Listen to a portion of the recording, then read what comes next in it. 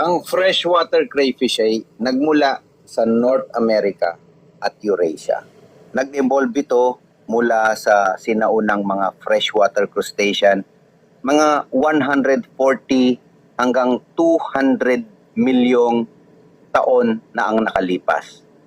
Sa Pilipinas, lalo na sa Samar, wala pang magsasaka ang nagsisimulang mag-alaga ng crayfish dahil marami ang hindi pa marunong kung paano ito pamahalaan.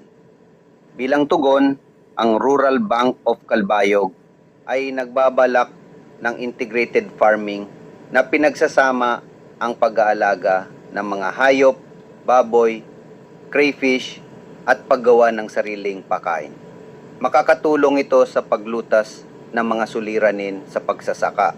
Hindi na maaring umasa lamang ang mga magsasaka sa niyog at palay. Kailangan nila ng ibang pagkakakitaan para mabuhay at umunlad. Sa Rural Bank of Calbayog, sama-sama tayong umunlad.